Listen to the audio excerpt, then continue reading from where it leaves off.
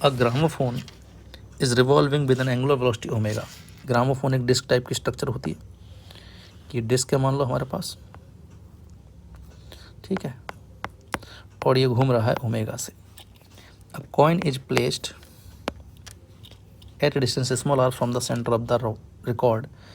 इस रिकॉर्ड के सेंटर से स्मॉल आर पर यहाँ हमने एक कॉइन रख दिया, इसका मास है मान लो स्मॉल एम।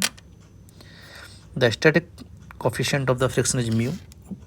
ग्रामोफोन और डिस्क और हमारे पास इस ब्लॉक की, मैं ग्रामोफोन को बार बार ग्रामोफोन ना बुला कर डिस्क बुला देता हूँ।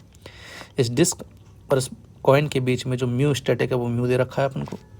The coin will revolve with record if. बोला कि कॉइन जो है वो हमारे पास इस रिकॉर्ड के साथ ही रिवॉल्व करना चाहिए, मतलब जितने से हमारे पास ये जो हमारे पास डिस्क रिवॉल्व कर रही है उतने से ही कॉइन जो है हमारे पास रिवॉल्व करेगा। अब साथ साथ रिवॉल्व कर रहे हैं, मतलब इन दोनों के बीच में कोई स्लिपिंग नहीं है। क्लियर है? अब इसके लिए आप क्या कर सकते हो, मैं दोनों ही फ्रेम से इसको सॉल्व करा के बता देता हूँ कि मान लो अगर आप सर्कुलर फ्रेम से विद रेस्पेक्ट टू सेंटर इसको सॉल्व करो, with respect to centre ground frame में अगर इसको सॉल्व करो तो क्या लगेगा कि ये स्मॉल एम है, ठीक है, ऊपर वर्टिकल में नॉर्मल लग रहा है, नीचे एम जी लग रहा है। वर्टिकल में कोई मोशन है नहीं तो नॉर्मल बराबर एम जी।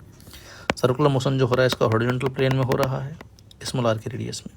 क्लियर? और ये ओमेगा से घूम रहा है, तो इसको घूमने के लिए कोई तो फोर्स होगा जो सेंट्रीपिटल दे रहा होगा, या और कोई फोर्स तो हॉरिजॉन्टल में नज़र नहीं आ रहा, तो मतलब पक्का स्टैटिक फ्रिक्शन रहा होगा तो आर द सेंटर, जिसने इसको क्या दिया होगा, सेंट्रीपिटल।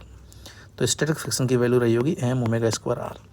और स्टैटिक फ्रिक्शन चाहे जो हो हमेशा less than equal to limiting ही होता है, तो M omega square R should be less than equal to mu S into normal. Normal कितना आ रहा है यहाँ पे एम जी, तो आर की वैल्यू आ गई less than equal to mu ji by omega square. तो रेडियस जो है वो mu ji by omega square या इससे कम होनी चाहिए। क्लियर है? इसी को सॉल्व करने का अगर अपन दूसरा मेथड देखें, मैं विद रेस्पेक्ट टू एम ही बात कर लेता हूँ, ठीक है। अब मैं जब एम पे बैठ गया तो यहाँ पे हमें घूमते हुए फ्रेम में बैठ गए, एक नॉन इनर्शियल फ्रेम में बैठ गए, तो सबसे पहले तो एक सूडो लगाना पड़ेगा सेंट्रीफ्यूगल बाहर की तरफ। तो ये जो स्मॉल एम है इस पर सेंट्रीफ्यूगल लगेगा बाहर की तरफ। ध्यान देना, सूडो फोर्स केवल तभी लगाते हैं जब हम एक नॉन इनर्शियल फ्रेम में बैठे हों, अदरवाइज सूडो फोर्स की बात ही नहीं करेंगे। वर्टिकल में कोई मोशन नहीं हो रहा, ऊपर नॉर्मल, नीचे एम जी, अब भी बैलेंस हो रखे होंगे। अब अगर तुम घूमते हुए फ्रेम में बैठे हुए हो, आप स्मॉल एम पे बैठ के स्मॉल एम को ही अगर देख रहे हो तो हमेशा रेस्ट पे नजर आएगा। तो स्मॉल एम के रेस्पेक्ट में स्मॉल एम जो है हमेशा वो किस पर है, इज ऑलवेज एट रेस्ट।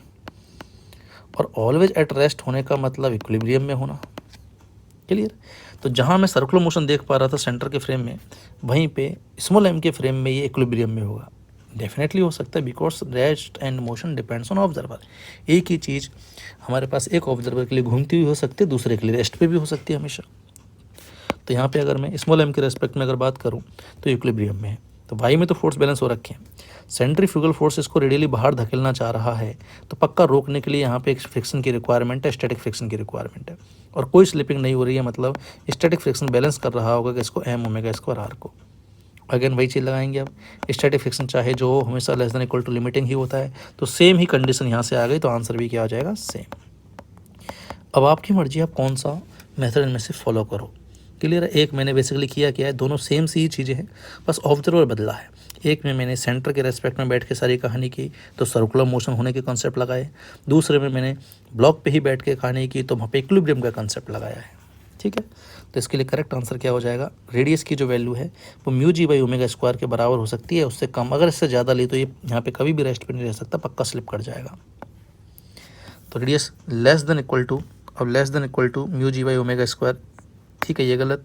यहाँ पे mu ji by omega square तो बट ग्रेटर देन है, ये भी गलत, ये भी गलत। तो mu ji by omega square के बराबर या उससे कम होनी चाहिए, तो ये करेक्ट है हमारे पास। ठीक है बेटा, नेक्स्ट क्वेश्चन की तरफ